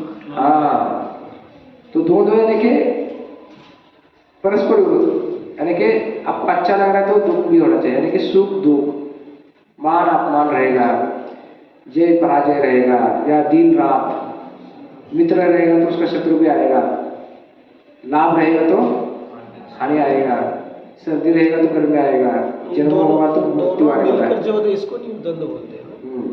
स्त्री पुरुष, राग दोष, धनी निर्धनी, तो इसको परस्पर विरोधी भाव को ये कहा है। इसलिए आपको भगवान कह रहे हैं कि आपको एक परस्पर विरोधी स्थिति से जो व्यक्ति है ना, इसमें से ये होना चाहिए। तो इससे आपको क्या करना है, इससे विरोध ये हो रहा है। तो यहाँ पे कभी कभी है ना वो बता रहे थे, एक बार प्रभुपाद को है ना, जो मिस मैक्सिको, जो वहाँ के मैक्सिको शहर में जो है ना एक सुंदरी थी, तो उन्होंने प्रभुपाद को क्वेश्चन किया था कि प्रभुपाद को बोले कि देखो भगवान तो अच्छे हैं और ये जगत बनाया है, लेकिन इसमें कुछ बुराई है, ऐसा कैसा? भगवान तो भगवान ने जो बनाया है, तो भगवान इतने अच्छे दिखते हैं, सब है भगवान, लेकिन ये जगत में बहुत सारा दिख रहा है, तो ये थोड़ा सा अलग दिख रहा है ना, दो से भरा दिख रहा है। भगवान अच्छे तो जगत भी अच्छा होना चाहिए थोड़ा सा, तो ये ऐसे कैसे? तो उसके लिए देखो डिवाइस से भी हम आंसर दे सकते हैं, या कुछ भी हम आंसर दे सकते थे, लेकिन प्रभुपाद ने ऐसा आंसर नहीं दिया। तो प्रभुपाद ने उनको बोला देखो आप यहाँ की विश्वास की जो शहर है, तो शहर की बहुत ही सुंदर है ना, आप इतने सुंदर हैं तो आपकी इष्ट सुंदर होना चाहिए बोले। वो तुरंत ये हो गई, पूरा उसका ये कर दिया प्रभुपाद ने, उसका जितना अहंकार था ना तोड़ दिया। उसको लग रहा था भगवान सुंदर है तो भगवान ये बनाए तो कैसे ऐसे बनाए, तो वैसे ही प्रभुपाद ने उनको वही आंसर दिया, बोले आप सुंदर है तो आपके इष्ट भी सुंदर होना चाहिए। तो पूरा ये हो गई कि उसको लगा कि ऐसा आंसर कैसे भी होगा। तो इसलिए क्या है कि प्रभुपाद कभी किसको क्या आंसर देंगे ना, ऐसा समझ में नहीं आएगा, उसको सोचा भी नहीं होगा कि जिंदगी में क्या ऐसा आंसर मिलेगा उसके जीवन में। तो इसलिए क्या है कि बहुत ये होता है। तो इसलिए भगवद गीता में बहुत सारे ये बताए गए। तो अभी हम फटाफट खत्म करेंगे क्योंकि थोड़ा सा बाकी है। अभी अगला आता है नित्य सत्वस्तो, यानी कि हे अर्जुन तुम क्या करो, नित्य सत्व जो है नित्य शुद्ध सत्व में स्थित हो जाओ। तो कैसे होना चाहिए? तो बोल रहे कि आपको शुद्ध जो है तत्व में स्थित होना है। यानी कि यदि आपको जो शुद्ध तत्व है, तत्व का अर्थ है कि उसको कहा गया है कि कभी हम चेतना भी कहते हैं, मान जाएंगे। लेकिन जो सत्व को चेतना माना जाए, या नित्य सत्व का अर्थ आता है कि हमारी नित्य चेतना या मूल चेतना। तो ये जो नित्य चेतना या मूल चेतना है ना, उसका भी अर्थ आता है कि हमारी चेतना कैसे रहनी चाहिए, यानी कि हमारा जो स्वरूप है ना भगवान के प्रति, जो जीवात्मा का स्वरूप कहा गया है, कैसा रहना चाहिए? जो भगवान के प्रति जीवेर स्वरूप है कृष्णेर नित्यदास, यानी कि हम कृष्ण के नित्यदास हैं। तो इसलिए यहाँ पे बता रहे कि आपकी जो चेतना है कैसे होना चाहिए कि कृष्ण के दास होने का हम प्रयास कर रहे हैं, लेकिन हम सब लोग दास बनने का प्रयास कर रहे हैं। तो इसलिए हम इस जगत में दुख भोग रहे हैं। जो ही कोई जो है कृष्ण भक्त हो जाता है तो ये समझना चाहिए कि वह शुद्ध मूल स्वाभाविक स्थिति को प्राप्त हो जाता है। यही स्थिति यानी कि शुद्ध सत्व कहलाया जाता है। यानी कि भागवतम के 4 अध्याय के 4 स्कंद के 3 अध्याय के 23 नंबर श्लोक में बताया गया है। उसमें प्रभुपाद बताते हैं कि किस तरह से जो है ना ये। तो इसलिए हम जब है ना जब शुद्ध हो जाते तो यहाँ पर बताया गया कि आप क्या कर सकते हैं कि जैसे ही जीव का जो शुद्ध अवस्था हो जाता है तो श्रवण कीर्तन स्मरण आदि के द्वारा कृष्ण चेतना का विकास करता रहता है और भगवान को ये करता रहता है। उसके बाद आता है निर्योग क्षमा, यानी कि तुम योग शम की चिंता मत करो। तो योगेश्वम में वहां में हम बोलते हैं ना, कौन से श्लोक में आता है? भगवद गीता के 9.22 इसमें बोल रहे हैं कि मैं आपका वहन करूंगा, भगवान बोलते हैं ना। लेकिन LIC वाले में श्लोक चुरा के हमको लगता है कि सही में ये कर रहे हैं, लेकिन वो भगवान ने दिया था, लेकिन वो उनका ही उठा के लोग ये कर रहे हैं। तो भगवान बोल रहे हैं कि आप चिंता मत करो, क्योंकि आपका योग और शम कौन करने वाला? मैं करने वाला हूँ। तो इसलिए यहाँ पे जो योग का अर्थ है जो वस्तु नहीं प्राप्त होती है उसे प्राप्त करना, यानी कि योग का अर्थ है जो वस्तु प्राप्त नहीं होती यानी कि उसे प्राप्त करने का प्रयास करना। और शम का अर्थ है प्राप्त वस्तु को रक्षा करना है। तो यहाँ पे भगवान बोल रहे क्या है अर्जुन को, अर्जुन आप कह रहे हो कि ये जो सब कर रहे हैं ना इसकी चिंता मत करो, क्योंकि आपकी जीवन की जो आवश्यकता है किसी प्रकार की पूरी होगी और न ही उसकी चिंता करें। जो भी कुछ है वो आपको प्राप्त हो जाएगा। यानी कि देखो भगवान ये कर रहे हैं। इसलिए भगवान के शुद्ध जो अनन्य भक्त रहते हैं ना वो देखते नहीं, क्योंकि उनको मालूम कि भगवान मेरी ये करने वाले हैं। और लास्ट जो आता है ना उसमें कहा है आत्मवान, लास्ट का जो है, यानी कि तुम क्या बनो? आत्मवान बनो। यानी कि आत्मवान यानी कि क्या है? भगवान बोल रहे कि आपको क्या करना है? आत्मा का अर्थ है श्री कृष्ण को मानना चाहिए। आत्मवान का होता है कि व्यक्ति को भगवान श्री कृष्ण पर अधिकार हो, या वह व्यक्ति जिसने श्री कृष्ण को वश करने में यानी वश कर लिया हो। यानी कि देखो आत्मवान का अर्थ बताया गया है कि वो भगवान कृष्ण पर वो अधिकार जताता है या भगवान कृष्ण को वश में कर लेता है। मालूम है उदाहरण क्या है? भगवान कृष्ण का रूप में अधिकार दिखाता है या भगवान कृष्ण को उनकी वश में कर लेता है। ऐसे है बहुत सारे उदाहरण हैं शास्त्र में।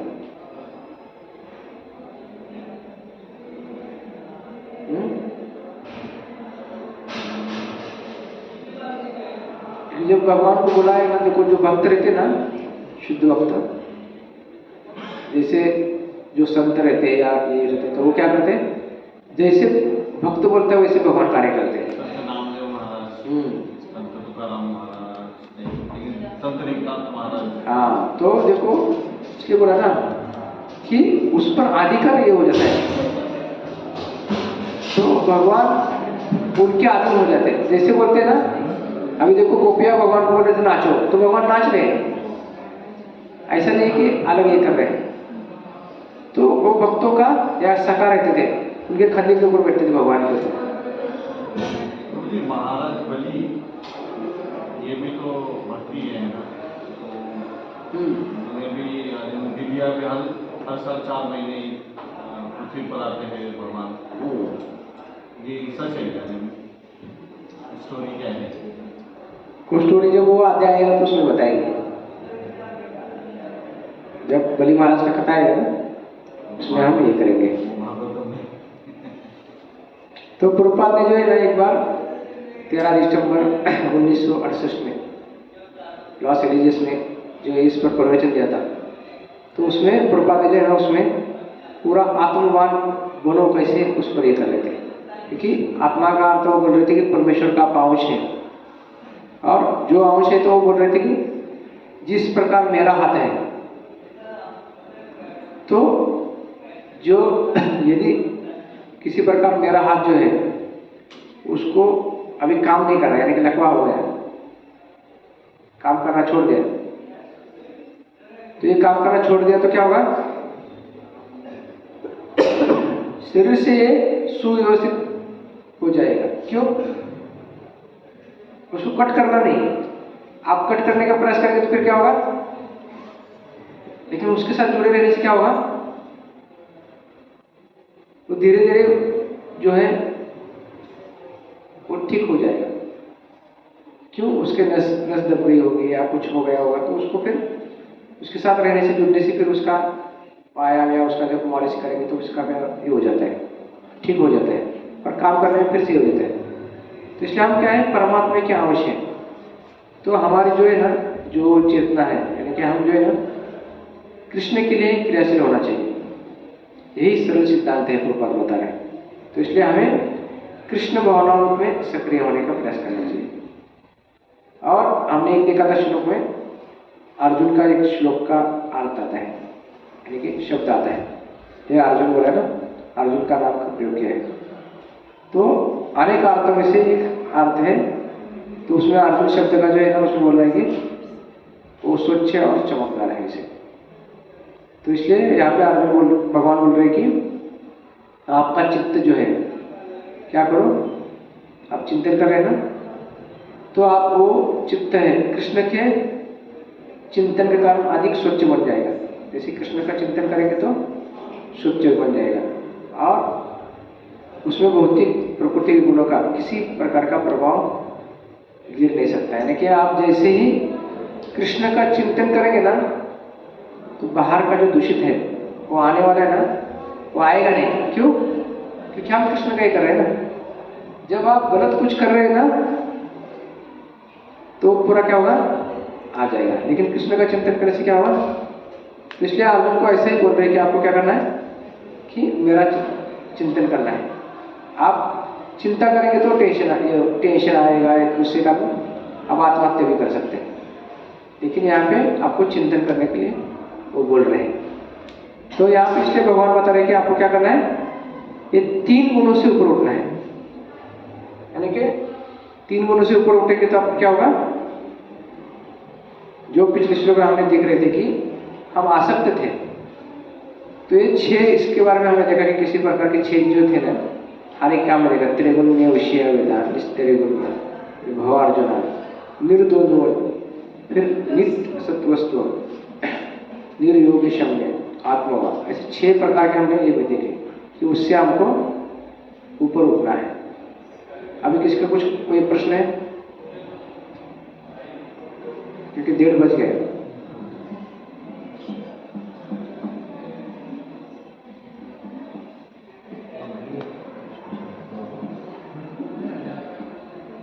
क्या प्रश्न है? कि समझ में नहीं आया है? अर्जुन को बोले सत्य गुरु में आ जाओ, सत्य गुरु से ऊपर उठो 3 गुरु से। अभी हमें कौन से गुरु में आना है?